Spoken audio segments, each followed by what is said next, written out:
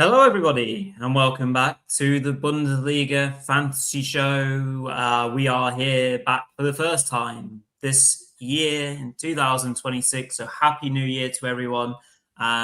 We have just been live doing predictions, our first show of 2026, literally seconds ago, myself and Mark. But very happy to be joined for the first time in this calendar year with yourself, Rune. So welcome back. How are you? First and foremost, and you're looking forward to getting stuck in some fantasy football fun? Yeah, I'm really excited about the league returning now. It's been great to have a break, but I think now it's about time we'll get the league back and the fantasy game, of course. I managed to take a good step forward before the break in the standings, so looking to continue with more of that. Hopefully, we'll see how it goes this weekend, but surely looking forward to it. Yeah, absolutely. Big show. So we're going to crack on, obviously, with the full draft, which, as per Rune, has very, very kindly worked through and worked very hard on. Obviously, everyone make sure you show appreciation for his great work. Before we do, just as per, please do make sure you leave a thumbs up on this show. That'd be a great way to get us started for the new year. Show your love by commenting, letting us know your questions, whether it's live or otherwise, before the deadline, which of course comes this Friday, and subscribe to the channel, and let's have a really positive start to the new year. Right, so as per when we do a fresh draft, we do all positions, so goalkeepers included this time. So they are now on screen for you all to see, all two of them, because that's the amount of goalkeepers that you pick, of course, for a squad. So Rune, give us your logic behind your two picks for your two goalkeepers. Yeah, will do. First keeper is Daniel Batz from Mainz, who I was kind of waiting for that Mainz press conference to take place and to see if Robin Sentner would be back and ready to return, or if Batz would continue in goal. And turns out Sentner is not quite ready to return yet. So we'll have Batz at least for one more game in goal, and maybe even for the midweek game as well. I think that's very realistic that he'll also get that one.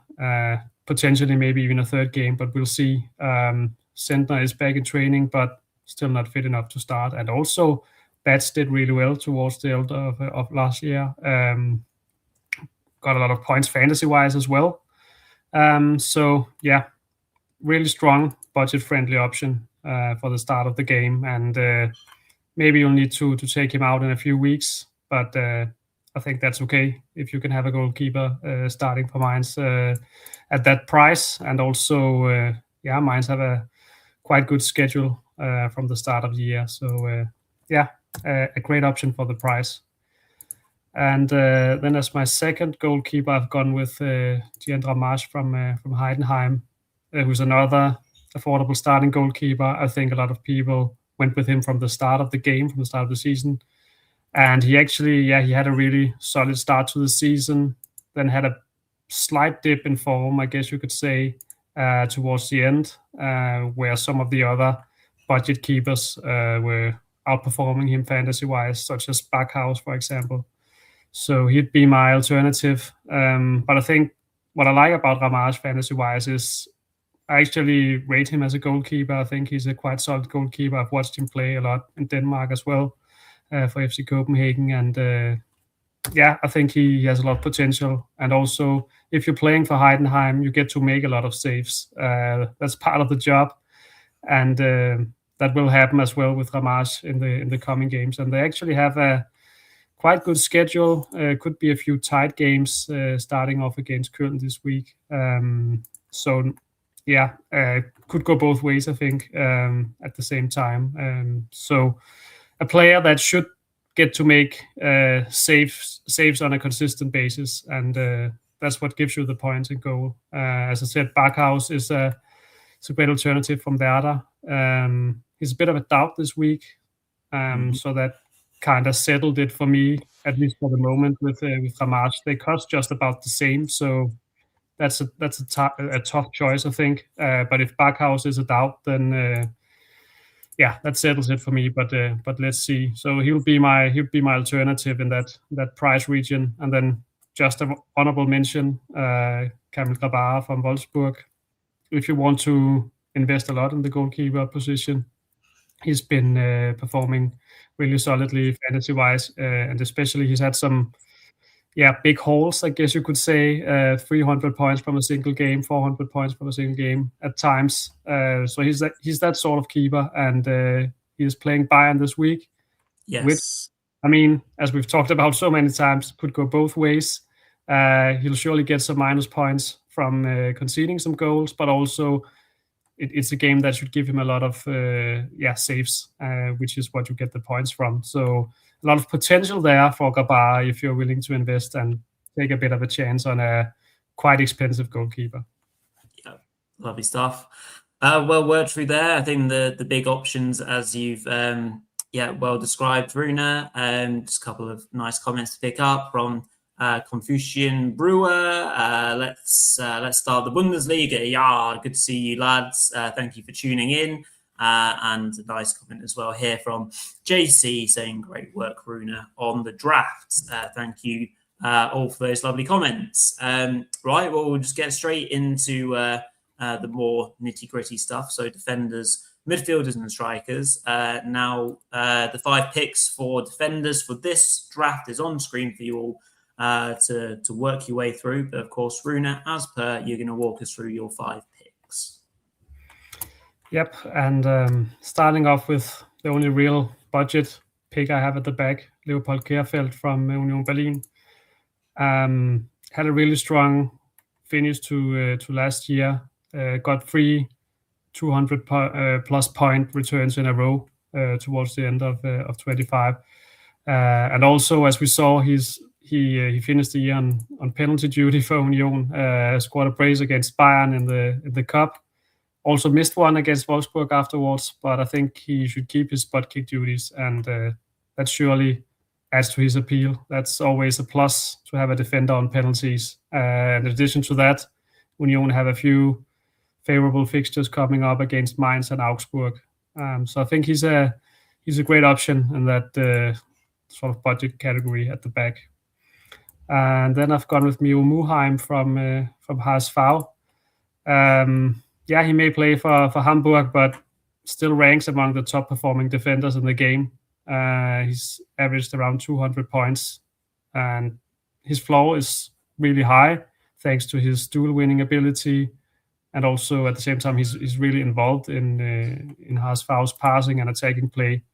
He's just the sort of a really involved player that we like from a fantasy perspective, and that makes him worth the sort of high price tag, I think, even though, that's a bit of a price to pay for a HSV defender. And then the last 3 players, 3 premium picks at the back, pretty much, I was pretty settled on all those 3 players. Nico Schlotterbeck also wins plenty of duels, key part of Dortmund's build-up play at the same time. So those 2 things alone should give him a lot of points each week.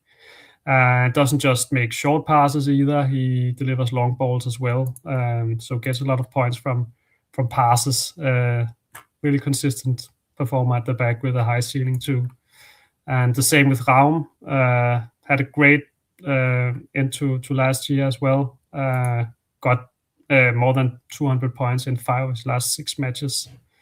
Winning duels, taking set pieces and free kicks, delivering plenty of crosses in general, and just a big attacking threat from defense. Probably one of the biggest attacking threats you can get at the back, I think.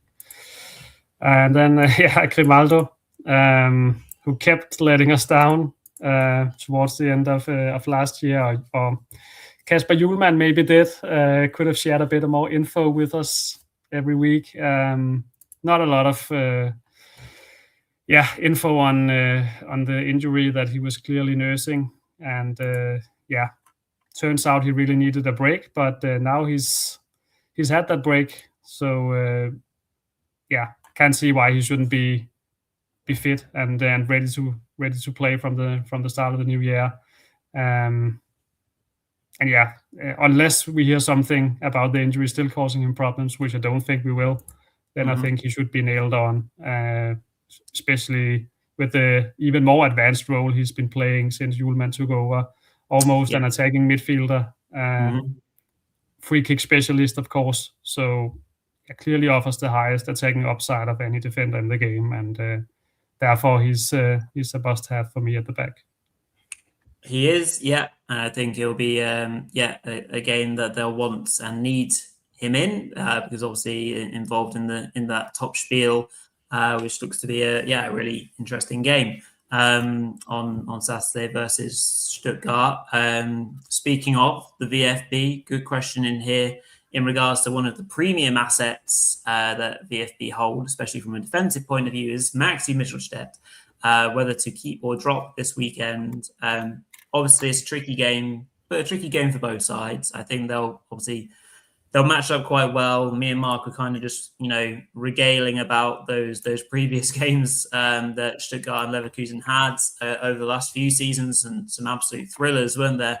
But yeah, going back to the question at hand, Rune, what do you think to keep him Maxi or not? I couldn't fit him in personally, which is a shame, because we all know what kind of a ceiling he has in the game. Unfortunately, his price tag was a bit too high for me, so I had to prioritize other players. And also Stuttgart have a bit of a tough schedule. As far as I remember, I have Frankfurt after this one. Is that right? A few tough games. Let's just check. Yeah, that's right. They're playing Frankfurt at home after this one in midweek.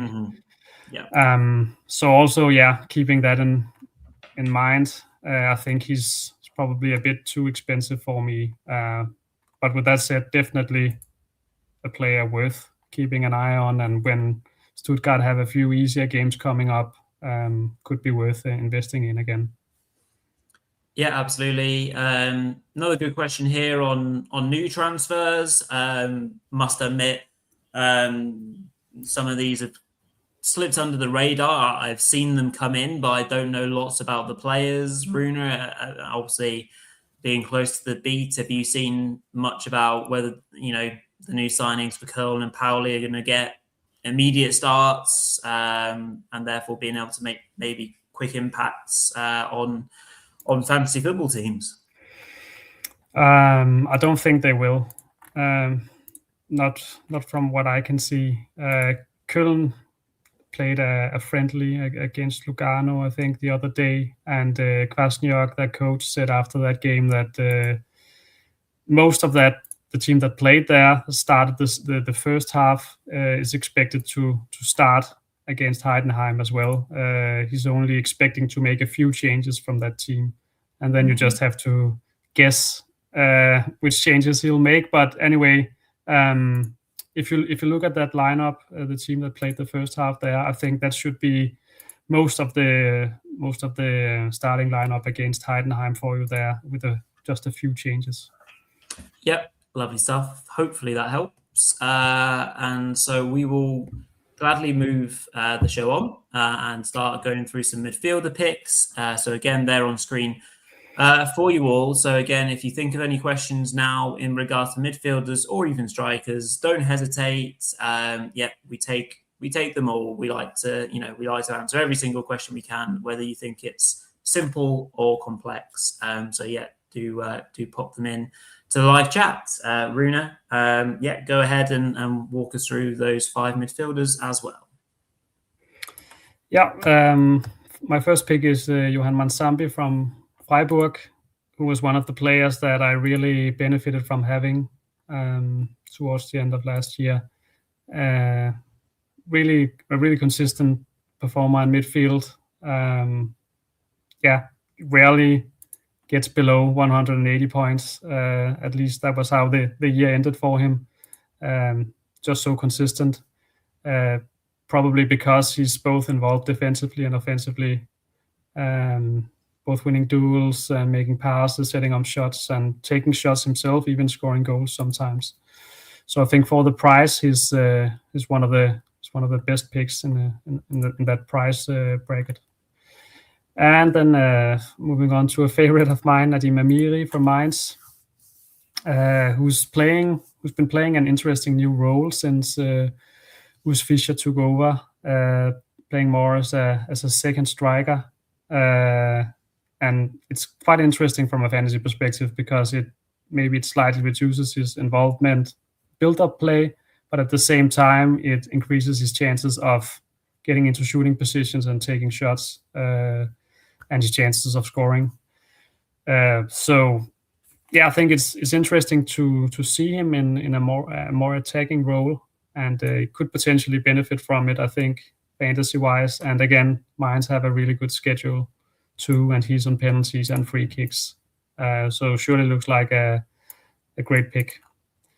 It was between him and Ritsu Doan from Frankfurt, who I couldn't fit in, unfortunately. That was a tough one. I would probably go with Doan if I had to pick someone else. And yeah, then Christoph Baumgartner from Leipzig. It's my third pick. Has become really important for Leipzig, even more important for them this season, especially because of all the goals he scored, the role that they've found for him. It's really benefited from it, and gets in a lot of dangerous positions, and takes a lot of shots. So probably one of the biggest goal threats from midfield at the moment, and that makes him hard to overlook for me. And my fourth pick is Alex Garcia from Leverkusen, who is another really consistent midfield option. He's averaged more than 200 points this season per game. And that's mainly because of the central role he plays in midfield for Leverkusen. That possession-based style, they need someone like him to make some of those short passes, and he's very good at that role, receiving the ball from defense and taking it further forward. Gets a lot of points from those passes, and also capable of chipping in with assists and goals occasionally. And finally, Michael Olise, pretty self-explanatory for me. You could go with Leonard Karl as a second Bayern midfielder if you want someone cheap in midfield. But you can only have 3 Bayern players, unfortunately, and that's why Karl is not there for me. But he's a great alternative too, who's available for a really appealing price. Yes, he is still, absolutely. I think he had a really good game in their friendly versus they play Salzburg, was it, in a friendly? He bounced back from all the Real Madrid controversy with the praise there. Yes, indeed. Lovely stuff. Well worked through there, Rune. So we'll just pick up a couple of comments here which have come in. So thank you for these. First one from Aura. Just talking about, do you think Union or Mainz will have possession? I was worrying that Kurfeld wouldn't get a lot of duels if Union are forced to play a possession game. Well, that's a good question, I think. And very interested to hear your thoughts on this, Rune. For me, the more natural possession team out of those two is Mainz. Naturally, they're going to be away from home, on the road. That might slightly alter things a little bit. I do, however, think that someone like Kurfeld would still get points from winning duels. What's your take on that, Rune? Do you think Mainz will take possession, or do you think Union will actually at home, be on the ball a bit more? That's a good question, because in principle, I think we're talking about two teams who don't really want the ball, at least under Urs Fischer, because I agree, Rory. Mainz have some good ball players, but Fischer's style is very defensive and based on counterattacks. I think that'll be exciting. I think it'll be a physical battle, and that's a good thing for Kerfeld. But of course, if Mainz just sit back completely, then it's difficult for him to really get involved. That is a good point. Still think he should, get to win plenty of duels because, Mainz should get forward as well. They're probably starting Philipp Tietz, who is a really physical player, one of the new signings from Augsburg. Yes. He's the sort of player who likes to go into duels, and I assume Kjærfeldt will be one of the players trying to keep him down and take the ball from him. And at the same time, Kjærfeldt is also a big set piece threat. So if it becomes that sort of game, both he and Danilo Doki should get some chances from set pieces to get on the score sheet, and he's on penalties too, as I mentioned earlier. Yeah, indeed. Similar question again from Aura in regards to Amiri. Again, just feels like a matchup that feels like a low-scoring 0-0. Again, completely understand the theory of it being one of those sort of games. I think in the prediction show, I called this as a 1-1 draw. I also agree it could be quite scrappy and a physical battle, like you just said, Rune. But still, there should be opportunities for the likes of someone like Amiri to get points through, through passes and moving the ball in the final third. Obviously, the set pieces that you mentioned as well. Yeah, I agree. It could end up being a 0-0 draw, but actually, Mainz played a similar game just before the break against St. Pauli, and Amiri actually, he wasn't super impressive. His return wasn't super impressive from that game, but he still picked up a solid amount of points. I think he got around 180 points, something like that, just from passes and taking shots. You can look that up, but actually, the game they played against St. Pauli was a bit like how this game could turn out to be. So if he gets 150, 180 points, if the game turns out to be that sort of game, that's okay with me. Also because Mainz have Heidenheim at home afterwards, and then Köln away, and then Wolfsburg at home. So I'm also trying to think a bit ahead, and I think this matchup alone is okay. And the ones they have coming up after this one are pretty good. They'll surely look to beat Heidenheim in midweek. That's the sort of game they should be looking to win at the looking at how they're isolated at the bottom at the moment. It's not just about this game, but also the games coming after this one, I think. Yeah, that's a must win, isn't it, really? Lovely stuff. Thank you for those. Another question in here. So we're talking about, Schmid has a tough schedule after the game against TSG Hoffenheim, but is he worth a shot?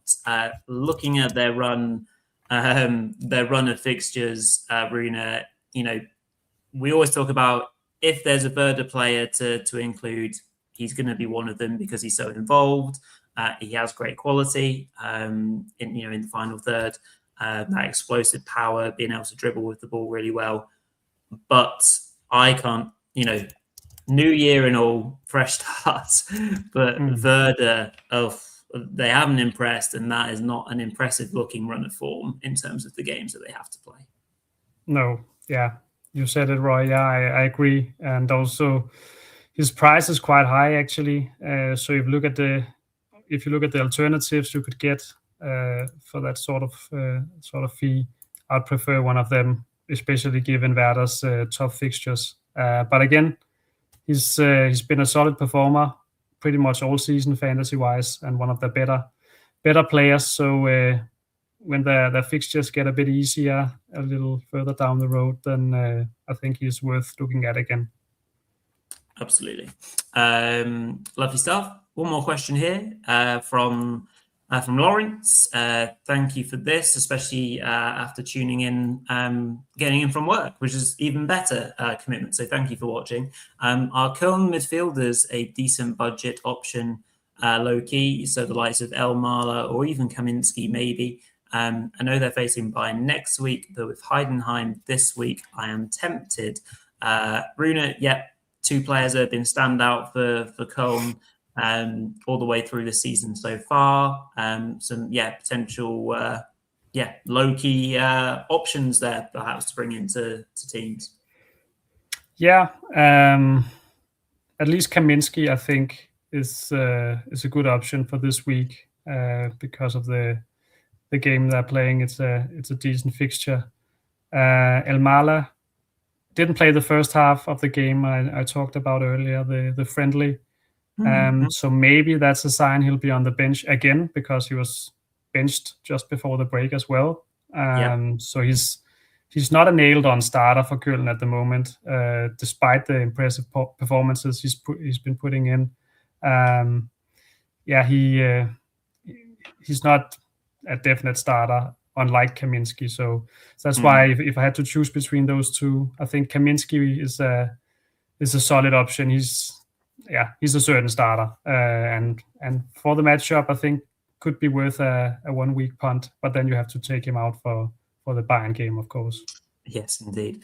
Thank you for that question as well. Lovely stuff. Right, we shall move on to our last section of the show, which of course is our strikers, which there are 3, which Rune has picked out, and they are 3, very impressive looking strikers. So Rune, just quickly whiz your way through these fairly obvious picks.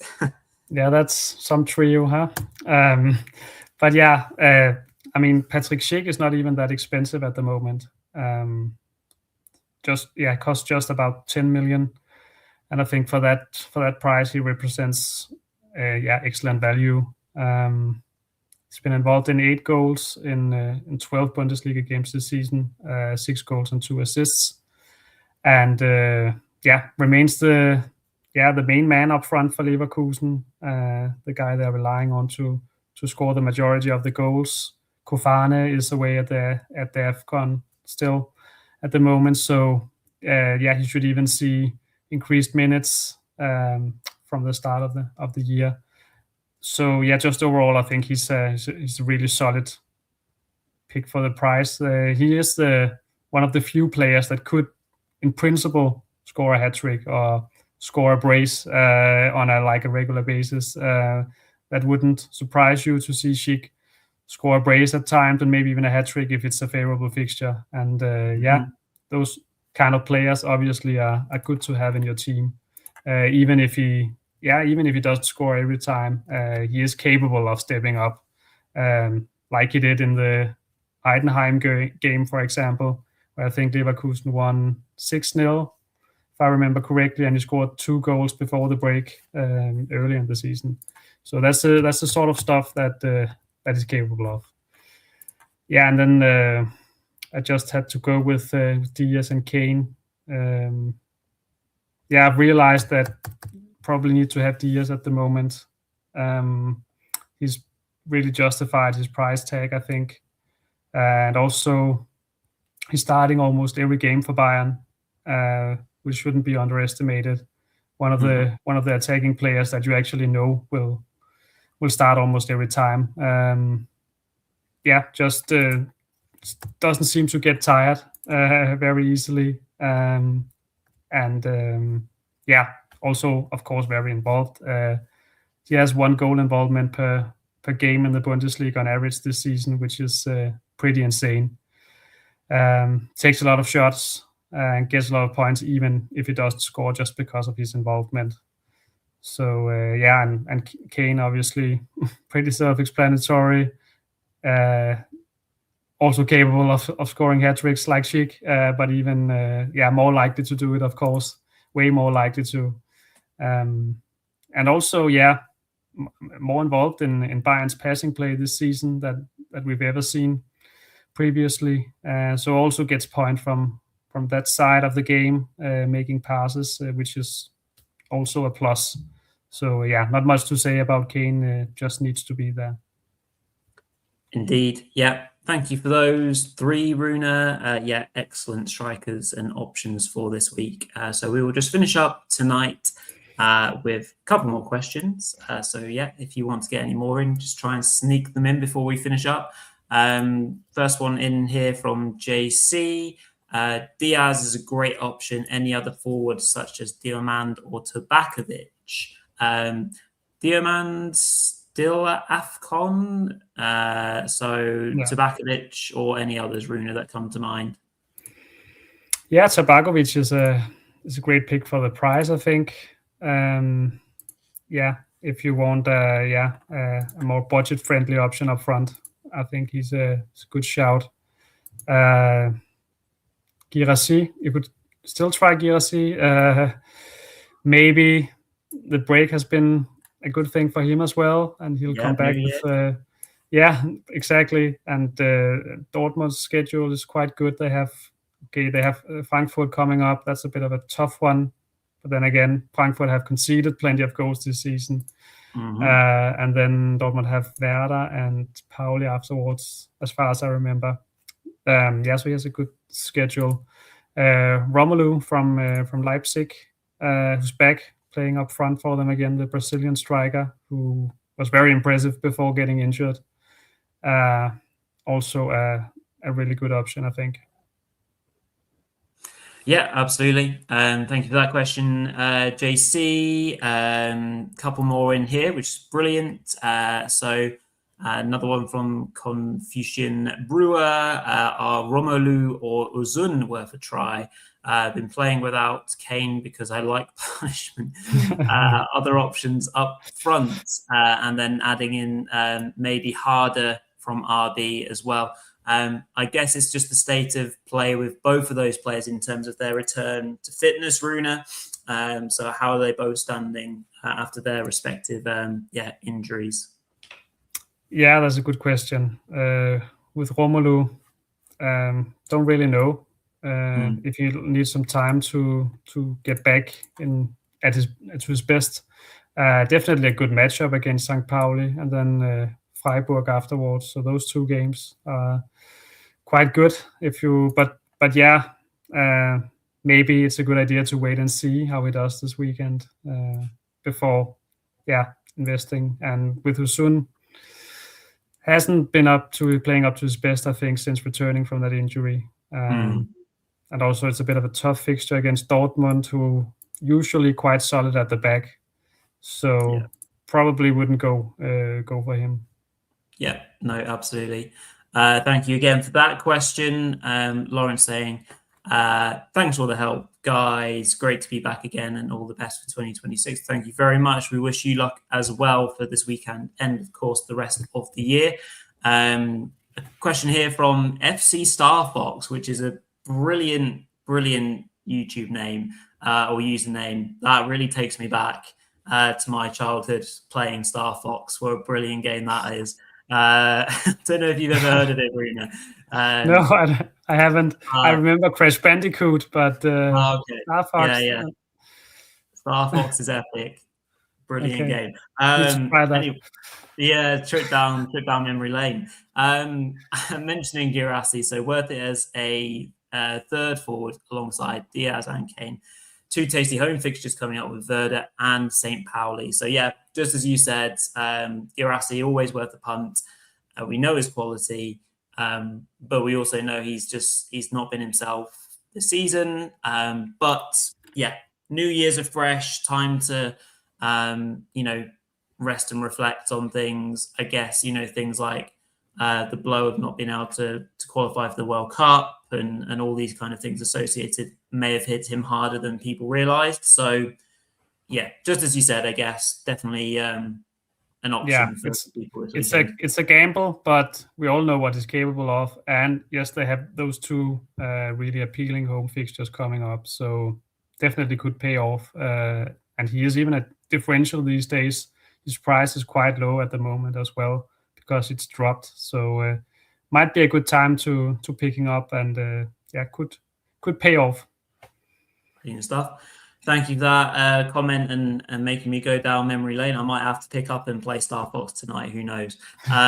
Lovely stuff. Right. No more questions that I think that we can see in the live chat. Otherwise, so we'll bring it to a close there. Thank you to everyone that has watched the first show with us this year. It's been great fun to be back. Thank you to Rune for all your help and advice all the way through. So yeah, just to close out, please do make sure that you like the show. If you're not watching live, pop in your questions and comments. We will pick them up before the Friday deadline. And sub to the channel. Thank you very much kindly. And you can check us and Rune's Bulinews out on social media. We're across it all, including X, Instagram, Threads, and Blue Sky. Lovely stuff. Thank you all. Great to be back. We will be back with our first review show on Monday for match week 16. Yeah, lots to come from us this year. So do make sure you're following us across it all. Thank you, guys. Thank you, Rune. See you later.